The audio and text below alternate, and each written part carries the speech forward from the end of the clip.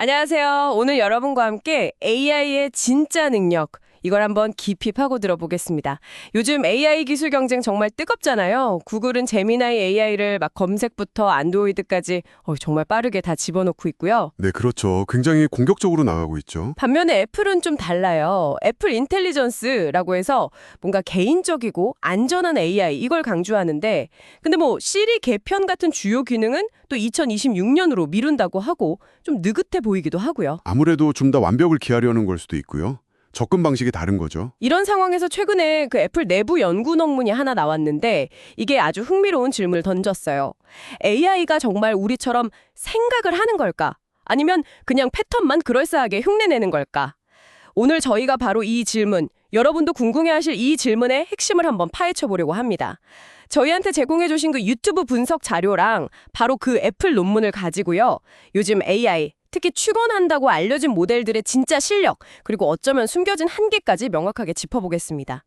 준비되셨죠? 네, 한번 제대로 들여다보죠. 자, 바로 시작하죠. 요즘 보면 오픈 AI의 뭐 O1이라던가 엔트로픽의 클로드 3.7 소넷 싱킹 같은 모델들이 있잖아요. 얘네들이 그냥 답만 툭 내놓는 게 아니고 무슨 문제 해결 과정, 생각하는 과정을 보여준다고 하면서 추론 능력, 이걸 엄청 강조해요. 네, 맞아요. 소위 대규모 추론 모델 LRM이라고 부르죠. 유튜브 분석 자료에서도 이런 점들이 많이 나오더라고요. 근데 이 애플 논문은 바로 그 추론 능력이라는 게 진짜일까? 하고 좀 날카롭게 파고드는 거죠. 네, 바로 그 지점입니다. 이 논문의 핵심은 그 능력을 어떻게 검증했냐는 거예요. 기존에 쓰던 방식, 수학 문제 풀이 같은 벤치마크는 사실 모델이 그냥 답을 외웠을 가능성, 이걸 배제하기 어려웠거든요. 아, 그 데이터 오염 문제 말씀이시죠? 학습 데이터에 답이 있었을 수도 있다. 그렇죠. 실제로 어떤 수학 시험에서는 사람이 푼 성적은 올랐는데 모델 성적은 오히려 떨어진 그런 이상한 현상도 있었어요. AMIME 같은 시험에서요. 이건 좀 이상하잖아요. 모델이 더 똑똑해졌다면 같이 올라야 하는데 뭔가 데이터 오염을 의심하게 만드는 거죠. 그렇겠네요. 그래서 이 연구팀은 아예 다른 방법을 쓴 겁니다.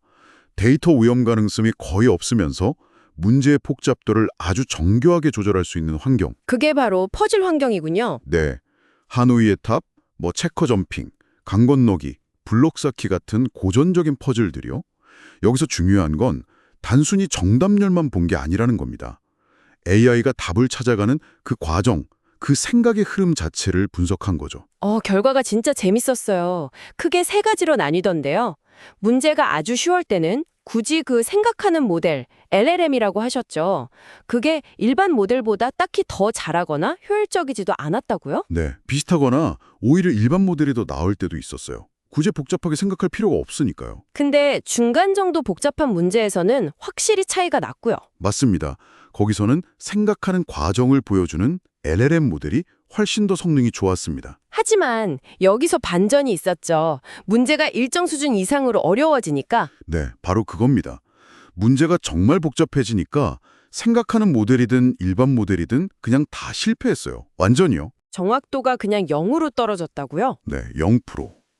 속수무책이었던 거죠. 아니 근데 더 이상한 점은 문제가 더 어려워지는데 AI가 생각하는 데 쓰는 노력 있잖아요. 네, 그 토큰 사용량, 그걸 오히려 줄였다면서요. 맞아요. 그게 정말 이상한 부분이죠. 쓸 수 있는 연산 능력, 그러니까 토큰 예산은 충분히 남아있었는데도 말이에요. 마치 너무 어려우니까 그냥 포기하자 이렇게 돼버린 건가요? 그렇게 해석될 여지가 충분하죠. 마치 지레 겁먹고 시도조차 안 하는 모습처럼 보이니까요.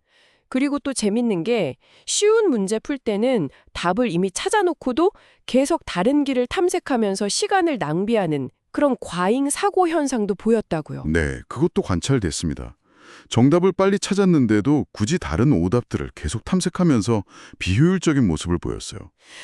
사람도 가끔 그러는데 AI도 그런다니 좀 신기하네요. 그리고 중간 난이도에서는 오답들을 충분히 다 검토하고 나서야 정답을 찾는 그런 경향도 있었고요.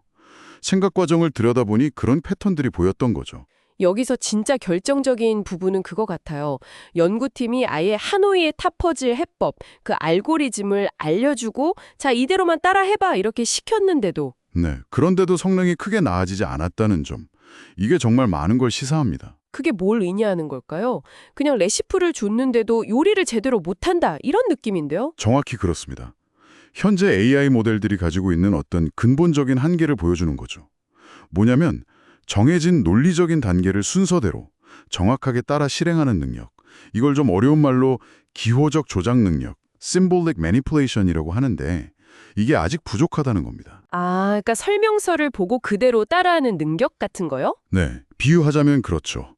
레고 설명서를 보고 복잡한 모델을 단계별로 정확히 조립하는 그런 능력. 이게 아직 서툴다는 거예요. 패턴을 보고 아, 대충 이런 거겠네 하고 그럴듯하게 만들어내는 건 잘하는데 아주 엄밀하고 복잡한 규칙을 단계적으로 따라가는 데는 약점을 보인다는 거죠. 그래서 하노이의 탑 문제는 좀 풀어도 강 건너기 퍼즐은 훨씬 쉬운데도 못 풀고 그랬던 건가요? 네, 그 결과 차이가 아주 극명했죠. 하노이의 탑은 디스크 10개짜리, 그러니까 1000번 넘게 옮겨야 하는 복잡한 문제도 일부 성공했어요. 그런데 강 건너기 퍼즐은 고작 3쌍, 그러니까 11번만 옮기면 되는 문제인데도 실패했거든요. 와, 정말 차이가 크네요. 이건 결국 AI가 특정 유형의 문제 해결 방식을 학습 데이터에서 얼마나 많이 받는지에 따라서 성능이 크게 좌우될 수 있다는 걸 보여주고요.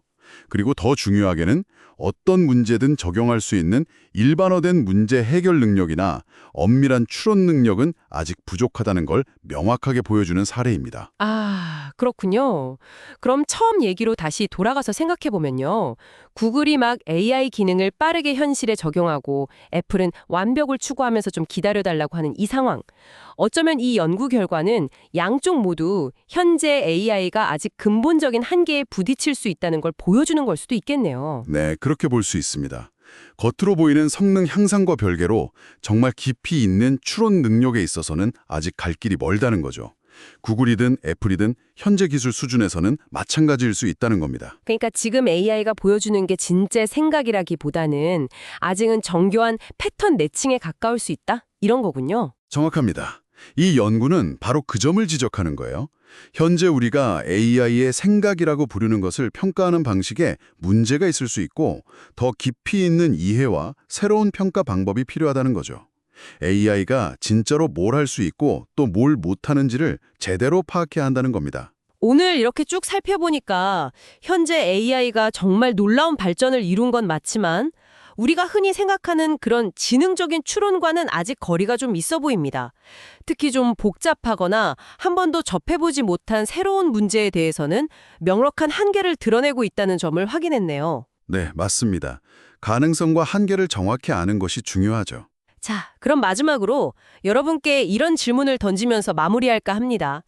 이렇게 규칙이 명확하고 통제된 퍼즐 환경에서조차 명확한 한계를 보이는 현재 AI의 추론 능력, 이것을 규칙은 훨씬 더 복잡하고 변수도 많고 또 결과의 중요성이나 책임은 비교도 안 될 만큼 큰 이 현실 세계의 문제들에 대해서 과연 우리는 얼마만큼 신뢰하고 의존해야 할까요? 한번 깊이 생각해 보실 문제가 아닐까 싶습니다.